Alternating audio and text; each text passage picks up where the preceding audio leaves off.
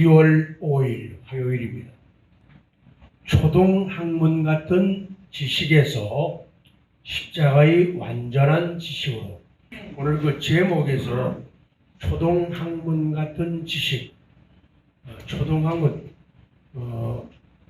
먼저 성경 번역에서는 몽학 선생이라고 번역을 했었죠. 이 초등학문 또 초등교사 이렇게 번역된 말씀들,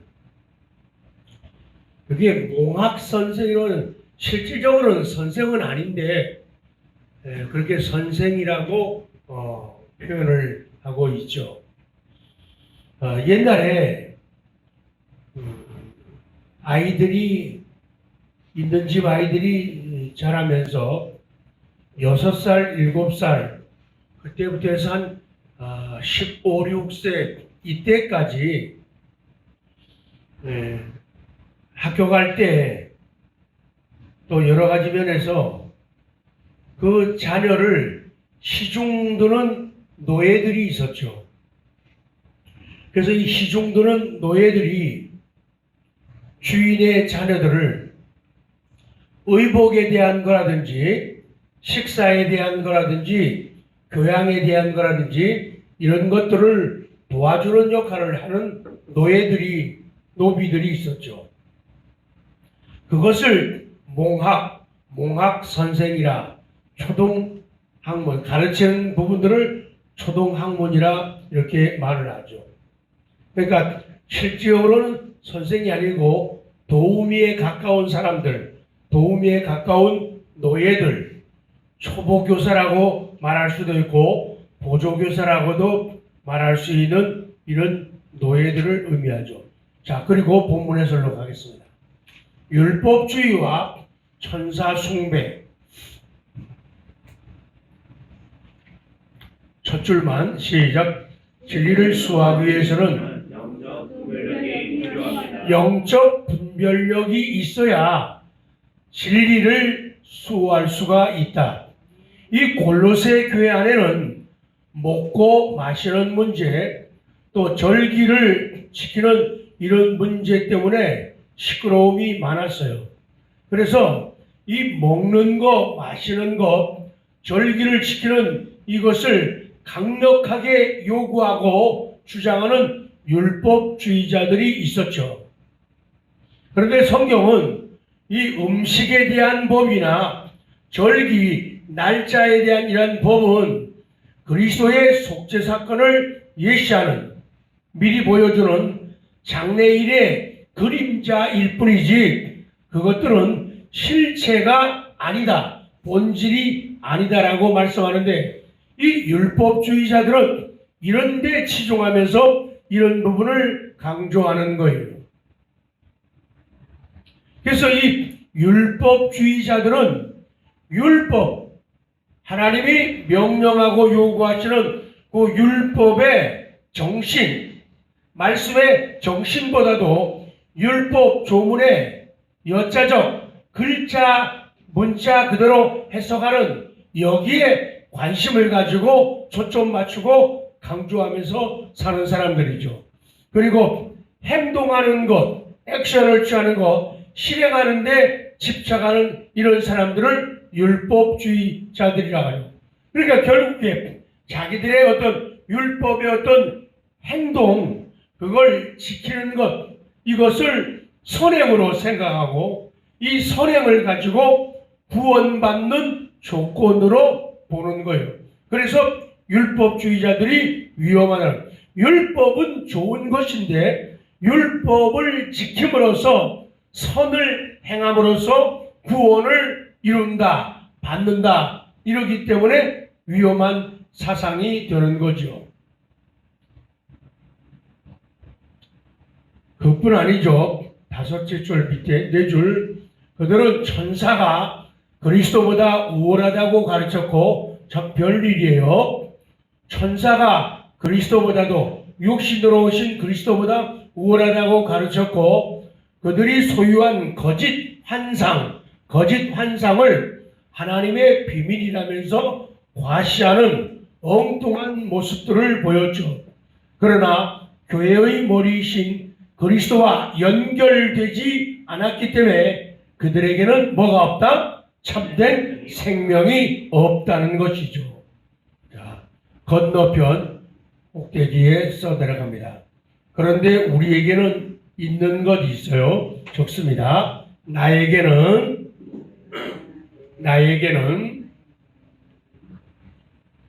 사랑과 은혜의 나에게는 사랑과 은혜의 성자 예수님과 사랑과 은혜의 성자 예수님과 자 끊고 우리 안에 있는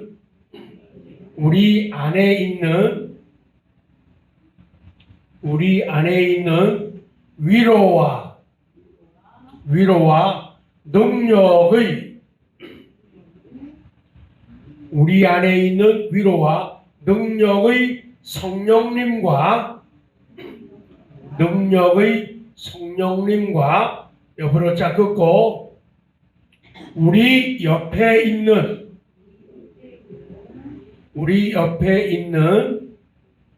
모든 것을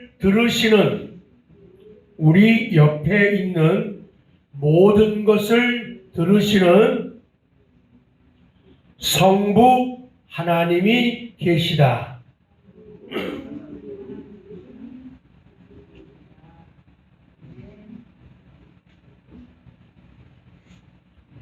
율법을 엉뚱하게 주장하면서 선행으로 구원을 얻겠다고 하는 율법주의자들, 천사를 숭배하면서 예수 그리스도를 낮추는 그런 사람들에게는 생명이 없다.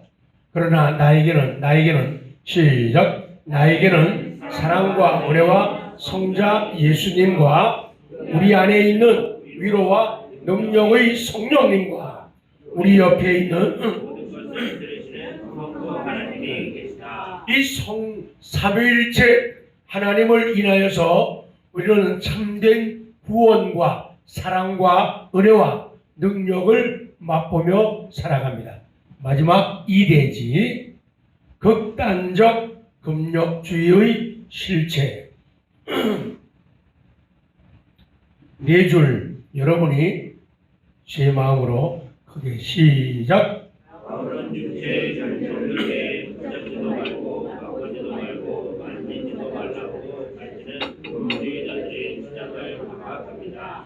한때 쓰이고 없어질 음식 규정에 집착하는 것은 사람의 계명과 가르침을 따르는 행위입니다. 그렇죠.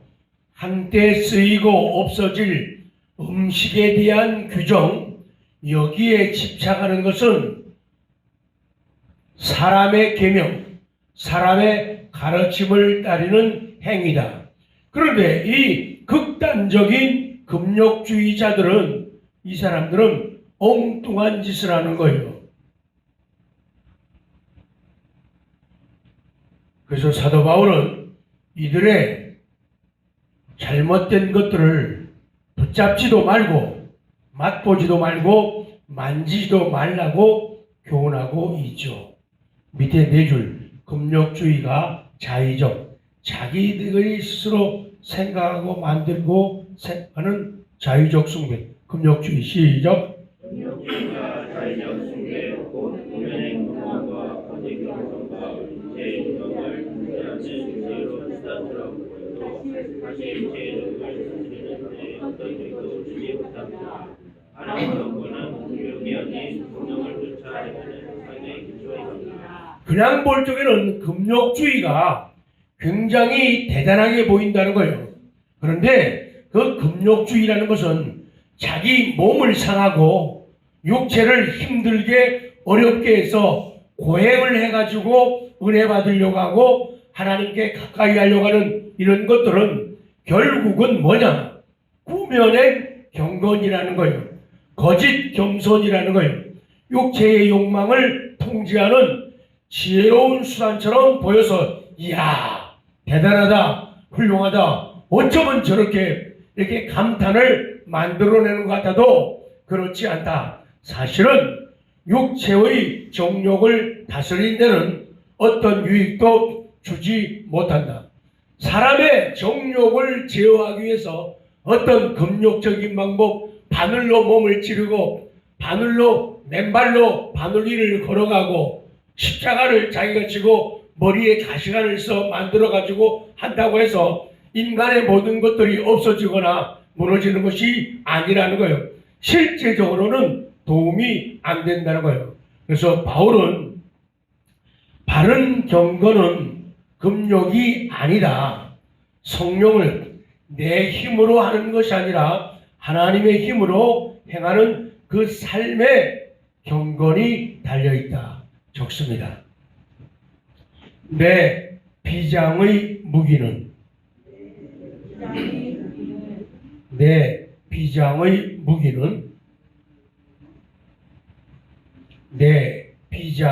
무기는 아직 내 손안에 있다.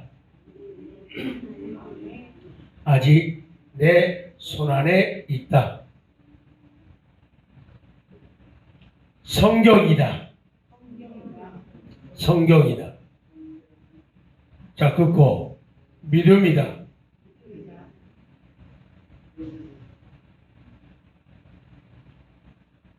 자, 긋고 이거는 원칙은 아닌데 그렇다는 얘기요. 교제이다. 새벽 교제다. 비장, 우리가 비장의 무기 그런 말 많이 하잖아요. 이 비장이라고 하는 말은 사전에서 남이 모르게 감추어 두거나 소중히 간직하는 걸 갖다가 비장이라죠. 그러니까 비장의 무기는 남이 모르게 감추어 두어 소중히 간직하고 있는 무기죠. 또 다르게 비장의 무기라는 것은 가지고 있지만은 좀처럼 드러내지 않는 비밀의 무기를 갖다가 비장의 무기라죠. 비장의 무기가 뭐냐? 모든 기술을 다 쓰고 마지막에 쓰는 기술을 비장의 기술이라고 그러죠. 비장의 무기라고 하죠. 그래서 우리는 쓰고 있는 기술들이 참 많아요. 우리는 살아가는데 또 신앙생활하는데 쓰고 있는 기술들, 무기들이 많아요. 어떤 사람은 찬양을 참 잘해요. 어떤 사람은 기도를 참 잘해요. 어떤 사람은 글을 참 잘 써요. 어떤 사람은 섬김을 잘하고 어떤 사람은 봉사를 잘해요. 어떤 사람은 엔지니어적인 그런 기술이 특이하게 뛰어난 사람이 있어요. 어떤 사람은 특이하게 인사성이 밝고 사교술이 좋아서 뭐 100이면 100사람 다 마음을 열어버리게 하고 접근하게 만드는 여러 가지 재능과 은사, 비장의 그랑의 무기들이 가지고 있다 그 말이죠.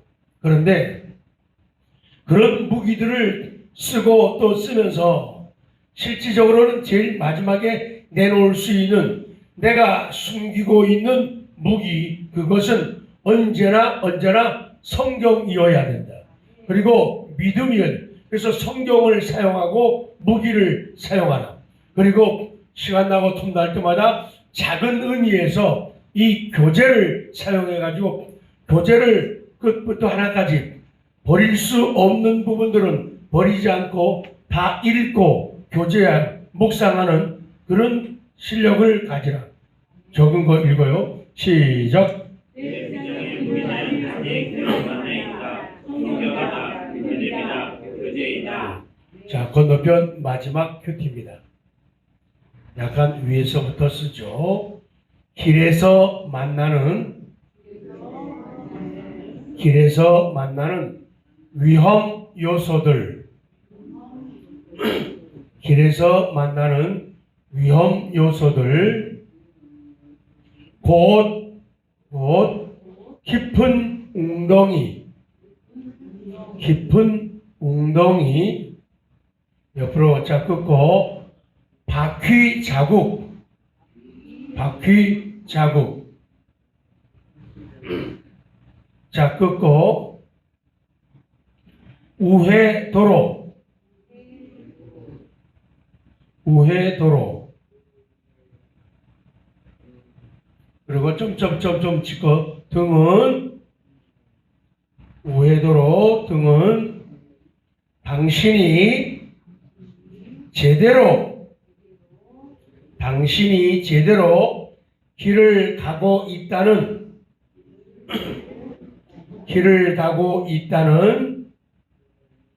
증거이다.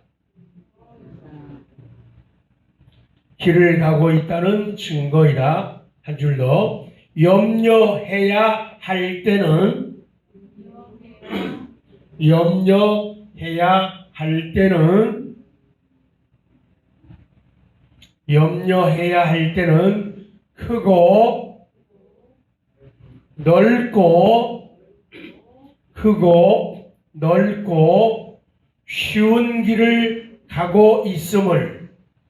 크고 넓고 쉬운 길을 가고 있음을 발견할 때이다. 염려해야 할 때는 크고 넓고 쉬운 길을 가고 있음을 발견할 때이다. 괄호 열고 마태복음 7장 13절 14절 좁은 문으로 들어가라. 그 말씀이죠. 생명으로 인도하는 문은 좁고 길이 협착하다. 그래서 찾는 이가 적다. 그래요. 신앙을 가지는 길은 좁은 길이죠. 또 신앙을 가졌어도 하나님께 좀 더 접근하고 다가가고 은혜를 느끼고 감사하는 그 길은 좁은 길이에요. 그래서 언제나 가는 사람이 더 적어요. 가면 갈수록 더 좁아지는 것이 신앙의 길이죠. 우리는 살면서 길에서 만나는 위험 요소들을 많이 만나게 되죠. 길을 가는데 깊은 웅덩이를 만났다. 그러면은 제대로 인생길 가고 있는 거예요. 지나갔던 차 바퀴 자국을 보았다. 어떨 때는 사고난 자국도 발견하게 돼요. 두려움 가질 수 있어요. 그런데 제대로 가고 있는 거예요. 어떨 때는 왼쪽으로 가고 싶은데 표지판이 우회도로 길이 나 있고 그쪽으로 표지판이 서 있어요. 어떤 속도 제한도 많고, 그런데 그런 것들이 우리를 긴장시키기도 하고 위험하게 만들 수도 있고 멈춰 서게 만들도 하기도 하지만은 그것이 우리가 발견하고 만나는 그 모든 것들은 내가 제대로 삶의 길을, 인생 길을, 믿음의 길을 가고 있다는 증거예요. 그러면은 제대로 가고 있지 않다는 증거는 바로 밑에 적은 그 부분들이에요. 정말로 걱정하고 정말로 염려하고 정말로 두려워할 것이 있는데 그것은 내가 큰 길 가고 넓은 길로 가고 쉬운 길로 가고 있다면 정말로 우리는 두려워해요. 믿는다고 하면서 십자가를 진다면서 십자가의 길을 건다면서 너무너무 편하게 쉽게 길을 가려고 하는 거예요. 너무너무 쉽게. 그래서 웬만하면은 100명, 200명, 300명, 500명 모이는 그런 낮에는 모습을 드러내지만은 그렇지 않고 더 좀 길이 좁아지는 이런 위험 요소들이 나타나는 현장에는 모습을 드러내지 않으려고 하는 것이 인생들의 마음이거든요. 그것이 차라리 염려해야 되고 두려워해야 되고 긴장해야 할 때라 그 말씀이죠. 읽고 마칩니다. 시작.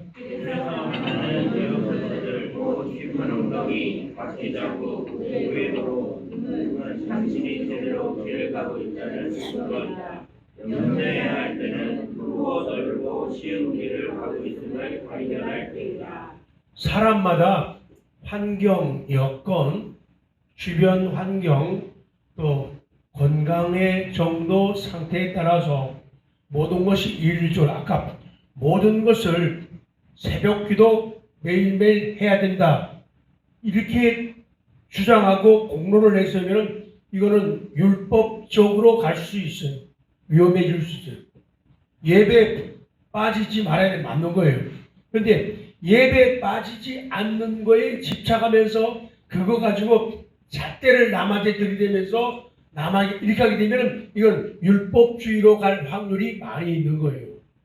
그렇기 때문에 모든 것을 성령의 감동으로 은혜로 해야 돼요. 은혜로. 그렇지 않게 되면 자기가 하고 있는 거는 내가 11조 한다. 감사헌금 한다. 내가 뭐를 한다. 무슨 봉사한다. 남이 안 하는 거. 그러면 자기도 모르는 사이에 그게 자기 공로가 되는 거예요. 공로가 되는 거예요. 그러면은 그게 시간이 가면서 율법적이 되는 거예요. 그러면은 그 율법주의에 집착하면 율법주의자가 되는 거죠. 그러면은 복음하고 멀어지게 되는 거죠. 그리스도와 멀어지게 되는 거죠. 그러면은 헛수고할 때가 참 많다는 거죠. 그래서 이 말씀들을 우리가 기억하면서 염려해야 할 때는 크고 넓고 쉬운 길 가는 것이다.